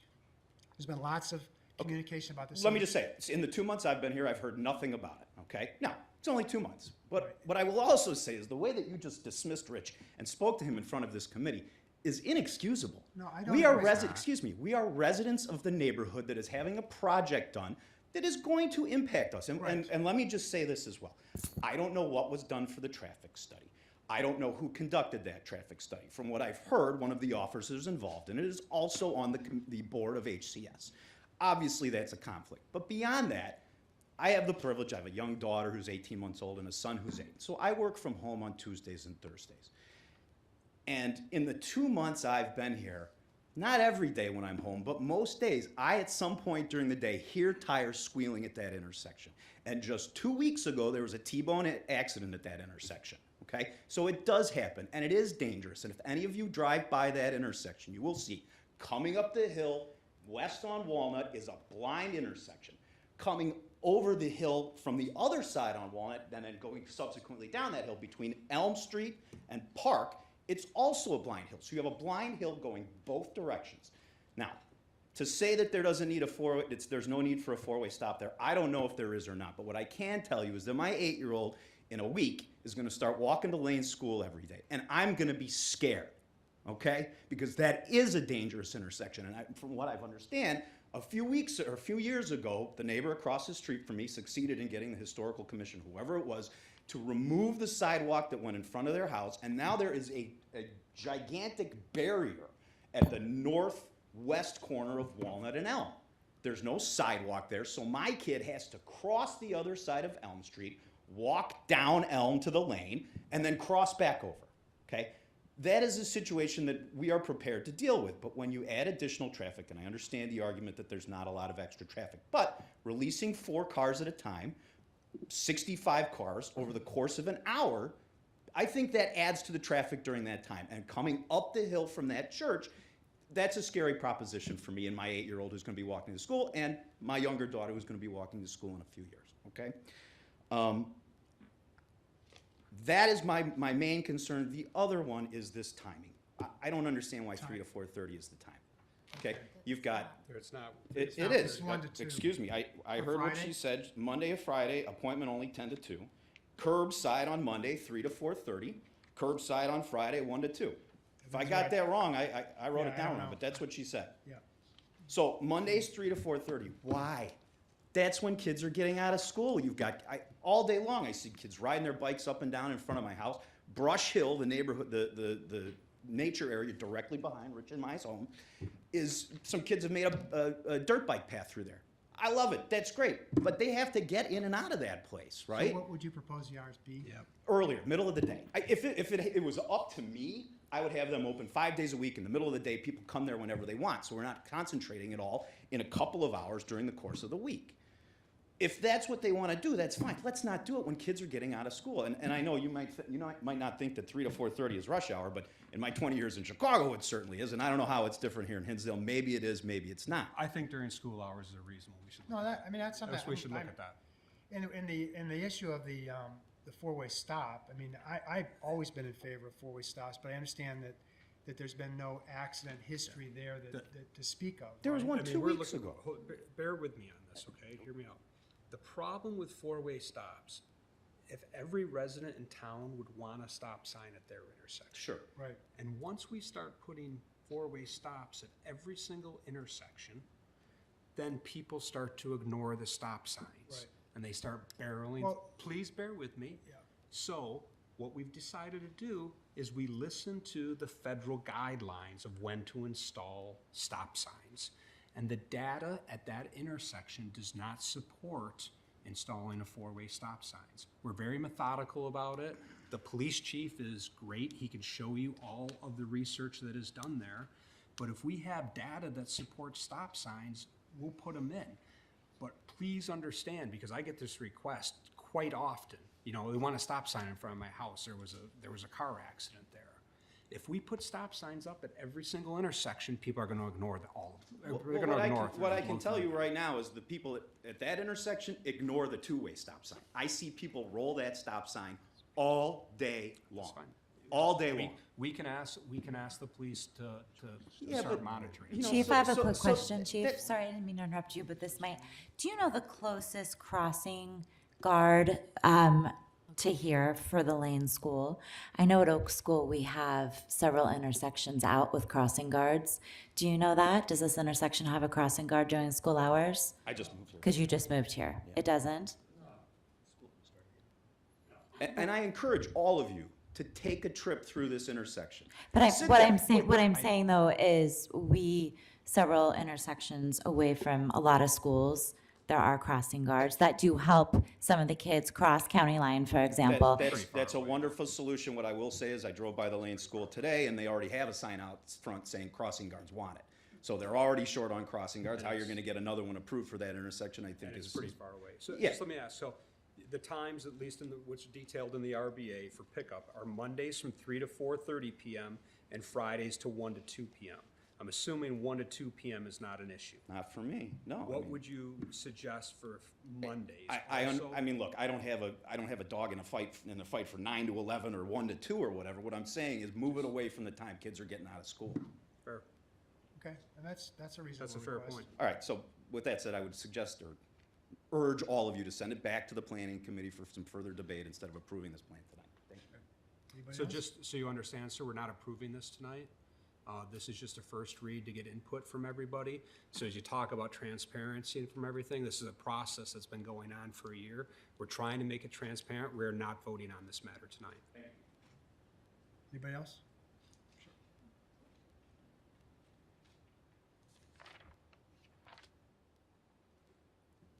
My name is Matt Moran, President Cawley, esteemed trustees.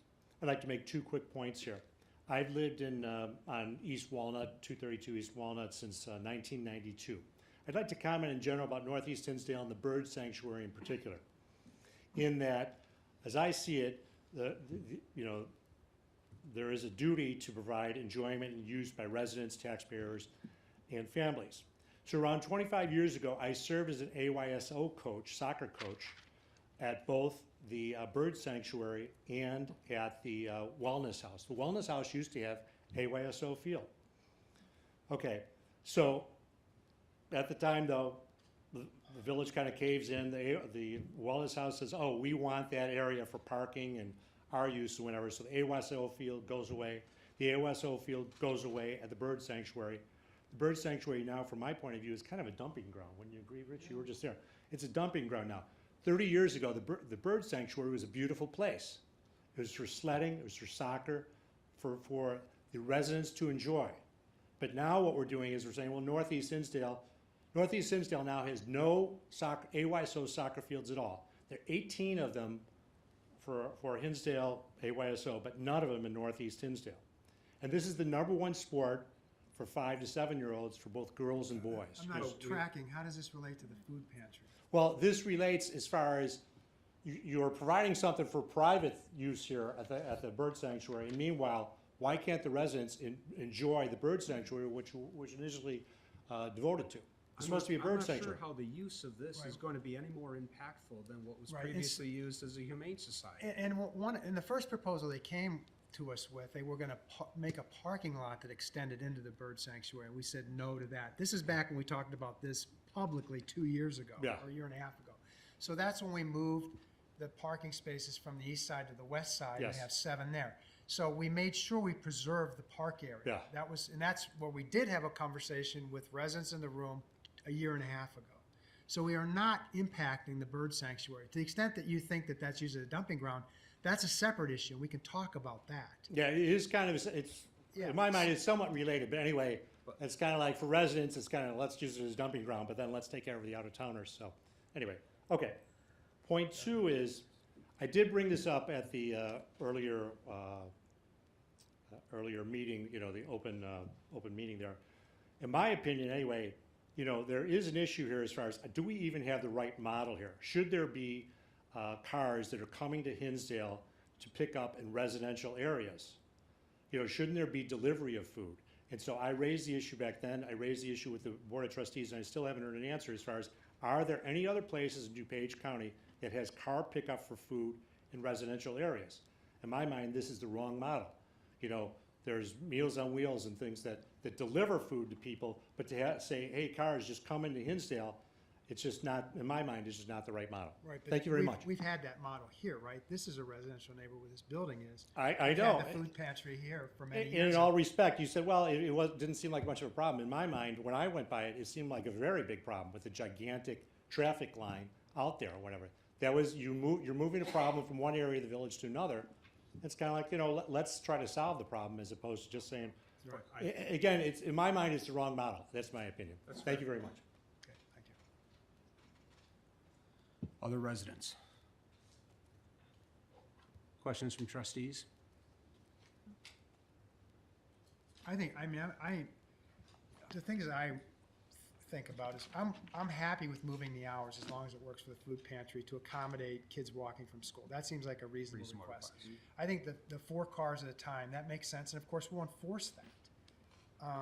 The other thing is, I may differ from the other trustees on this. If a resident comes to me and say, I think that the street outside my front of my house is unsafe and I want a stop sign, I'm more willing to say a stop sign's okay. I know that others feel differently about that, but I am always willing to consider that. And you know, if that's what the residents want, I'm okay with that. But you know, that's something we have to vote on. But those are my feelings on this. But we want to make this, it is the least impact on the village as possible. And I think that, and we've worked on this for over a year, on part of this lease agreement. And you know, I think that the creative idea of having this card staged in the church parking lot, which had its own food pantry at some time, and having it come 4 at a time in a very discrete time periods to pick up food, is not very impactful to the neighbors around. I think it's a good solution to the problem, and it works for me. But I do agree, we can talk about hours, and in my mind, we could talk about stop signs. I know it was referenced earlier that the church there ran a food pantry for several years. Yeah. Was there ever any issue there?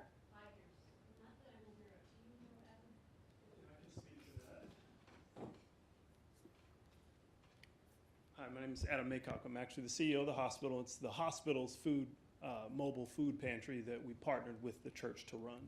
So the last few years, we've used the church parking lot to service the mobile pantry, where a truck shows up twice a month and makes that distribution. There hasn't been any issue as it relates to traffic from a complaint standpoint. The comments that have been made around that spot are correct. At times, it does wrap down to County Line, if I have my streets correct. But I think half of that reason is because the truck is mobilized in the parking lot. In the future, the truck won't be there, and we'll be able to use the full parking for the purposes of staging. Mentioned on the hospital side, we do support it, recognizing that we are running our own mobile pantry as well. The consolidation of that mobile program with Hinsdale Community Services going forward, I think, is the right thing for those who are in need of food. So you're going to discontinue the mobile pantry? The mobile pantry will no longer exist. It will be merged into the existing Hinsdale Community. What was the usage? Is it close to what's being used with the food pantry? Very similar, yes. So you'd see net, you won't see that much more traffic. That's what we believe. Right, and because you won't have the unit there and you can stage more cars, you're going to have more parking, and people will not be in the street where they were when there was a mobile unit. I would not sit here and say never will there be someone staged on the street, but we believe that won't be an issue. Right, but it sounds to me, quite frankly, we've not talked about it, but if we ever needed to, there's adjacent street that's contiguous to the hospital next to the wellness house that may be a better place to continue that staging that's not impactful to the community. Okay. Thank you for the chance to comment. Thank you, appreciate it. Other trustees? The staging of the 4 cars, that's an improvement over what we have right now, right? Yeah, it is. We don't have the staging. We don't have the staging now, and to the extent that that what they're talking about is they have a mobile unit there, which means they've displaced parking spaces, and people then are on the street. We won't have that now because the mobile unit's not there. You can have the parking. Right. And the other thing that residents should realize is that, you know, sometimes we approve something and sometimes we have to tweak it. And we're always willing to listen after we approve something to improvements that can be made. It's not like we do something and then it's done. So we're always willing to listen to people. But my personal view is I think that combining the mobile unit with the food pantry and the staging in the church parking lot makes this not a great impact on the neighbors. I realize there's other issues about the sanctuary that we should, you know, if we have to clean that up, we should clean that up. But this makes sense to me.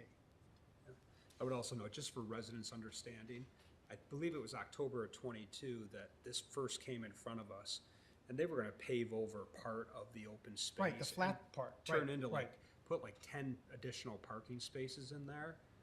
I think President Colley led it and said, absolutely no way, because they didn't want to encroach on green space in the residential village. You mentioned the AYSO. We manage the park system. There's also 5 baseball diamonds, 3 or 4 blocks from here in the northeast corridor of the village. Other areas of the village don't have baseball parks, so it's managed as the village whole, not just in the northeast corridor. And I'm sensitive to the bird sanctuary, but I struggle to understand how this is gonna be a more intensive use than the Hinsdale Humane Society. That would have a negative impact on the bird sanctuary. And I agree with President Colley. If that's run down, needs to be some improvement there, then we should talk about that, but that's a separate matter. Okay. So the way that this is gonna go, at least I'm going to talk with staff and with the HCS about timing on the Monday pickups. I'd like to see it so it doesn't conflict with when school's let out. I think that's a great suggestion from the resident, and thank you for your input on that. But at our September meeting, this will actually come up for a vote. Unless there is someone here tonight, the trustees, that believe that we should move this to Plan Commission for further consideration. I don't. Okay. Hearing none, we'll put it on the agenda for second read. Can someone look at the stop sign issue also? Yeah, I think we have, but I'd like to reconsider. Yeah, we did, Yeah. President Colley, we did look at, it's nowhere close to the federal standards for a 4-way stop. However, since there is a change in the neighborhood, we put down counters all 4 ways to memorialize what the traffic looks like today. Yes. And we'll have something to compare it to. So, I mean, we'll never say never. As you know, there's a couple, the intersection that the trustees approved last session down on Chestnut had previously come up. Yep. Didn't meet standards, so. Okay. Yep. Sure. The traffic study where they put down the counters, they did that on Walnut Street in front of our house. They were there for a week or whatever, they counted the amount of traffic. That's fine. What that doesn't account for is people rolling that stop sign. It happens all day long. I know at some point one of the officers went out, sat in their car, and watched people approach that intersection. Nobody rolls the stop sign, when there's cops sitting up the street. So there needs to be some methodology, change in methodology as far as how that intersection is monitored. Just counting cars going through. Would you think that people are rolling through there more than there are other stop signs in the Yeah. village? I mean, look, I don't sit at intersections and watch people roll stop signs. Right. It's It's a problem everywhere. with that intersection is it's a blind intersection. You're coming on Elm Street, especially from the north. You're going south on Elm Street. There is a giant wall at that intersection that took the place of what used to be some steps that went down to the continuation of the sidewalk. Right. Those steps were moved halfway up the block, basically right across the street from my house. All right. So there is no sidewalk there, there's a giant wall at that stop sign right there.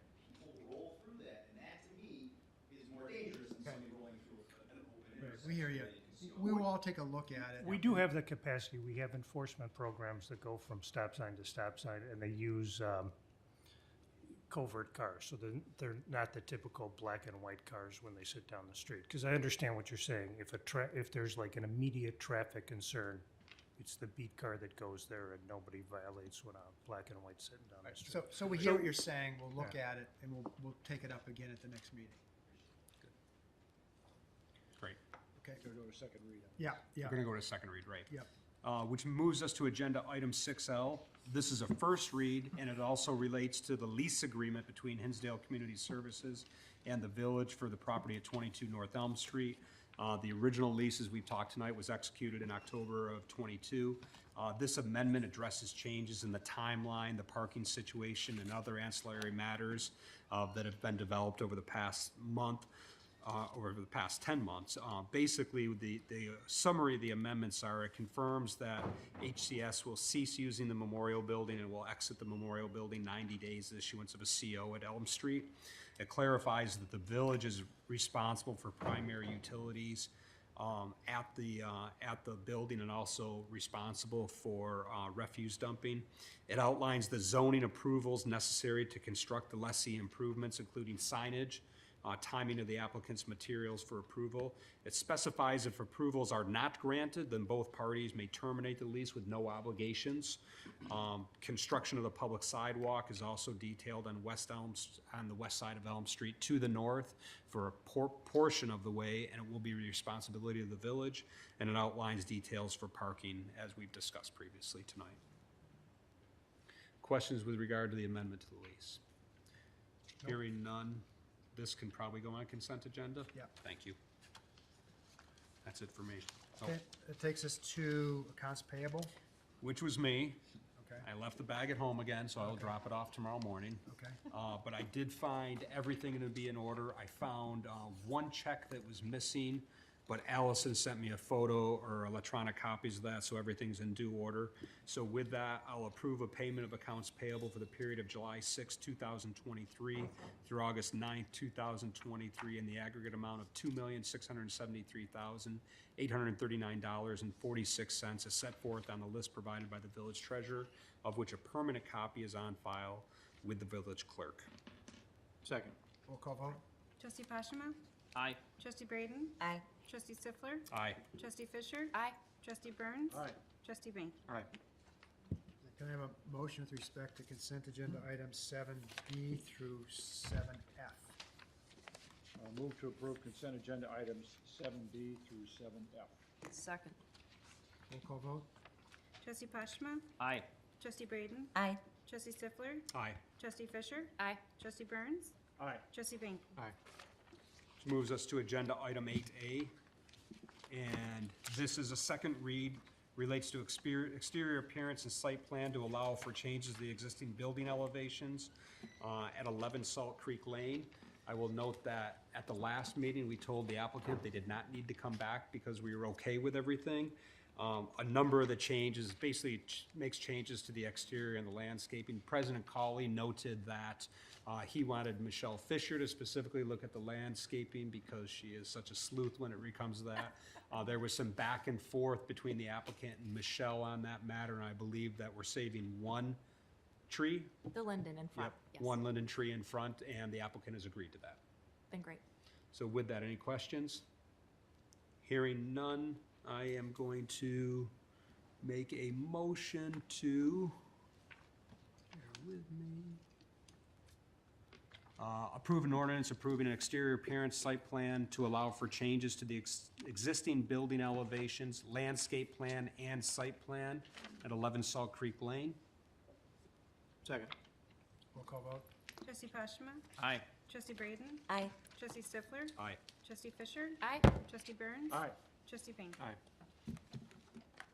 Any discussion items? A tollway update? Yes, I wanted to, we're going to start having these updates again. The tollway previously had been working on the other side of the tollway, and now they're moving over to our side, so there's going to be more activity in the community. There'll be a right-of-way fence being installed August 16th. There's also going to be trees that will start to be removed as part of the IGA over in the Harding area. They will be taking local access to do these tree removals. That was a deliberate decision made on the part of staff so that no additional sound walls need to come down to remove those trees, because our preference is to leave the sound walls up in lieu of it. George has reviewed the application and determined that there wouldn't be additional impact to our roads because the equipment really won't be heavy enough. Residents and trustees have noted that some of the trees planted in Pearson Beck Park haven't thrived, so we've been out, being polite, we've been out there with the tollway staff, and the ones that haven't survived will be removed, and then they will be replanted. They may not be replanted this fall. It has a 1-year warranty, so it might be better to replant them in April and have a longer-term warranty on that. There will be a resident meeting set up in the near future to discuss the Harding Road Detention Project for the residents in the Woodland area. And we did receive some resident feedback about the location of the pillars on the pedestrian bridge, and we're moving one of them. It kind of is in the path when you deplane off off the pedestrian bridge. But we have met with the tollway staff, and we've advised them that our preferred means of communication is to receive information the Friday before, so we can share it with the trustees, post it on our website, and before anything gets out to residents. But we've made the request, and I can't say that it's always going to happen. I'm just sharing that with all of you. So as we get more information, we will make it available to you as the tollway proceeds on working on this side of the main line. Additionally, the next item is the 150th update. Again, want to thank Trustee Fisher, Burns, Braden, the Harlows, Bill and Laurel, and other staff who have launched the Hinsdale 150th campaign for the plaza and the roof railing. It's encouraging the community to come together. Last week, staff was out selling 150th blankets and postcards, and they will be available again on Thursday in conjunction with the light show this Thursday night. We've also done the first round of solicitations of local businesses, and we have received some contributions. And again, we're looking forward to no rain on Thursday and to have this illumination show. And Trustee Braden was instrumental in helping us sort through it and serving as the liaison with the Historical Society. And we do appreciate the sponsors, Hinsdale Bank and Trust, McLaren, the University of Chicago Advent Health Hospital, and Paris 312. Paris 312, they will have a balloon display out there too. And they are often at Uniquely Thursday. So that's the update. Okay, thank you. Any other staff reports? No report. Any citizens petitions? Any trustee comments? Have a motion to adjourn? Motion to adjourn. Second. Roll call vote? Trustee Flashman? Aye. Trustee Braden? Aye. Trustee Stifler? Aye. Trustee Fisher? Aye. Trustee Burns? Aye. Trustee Banky? Thank you.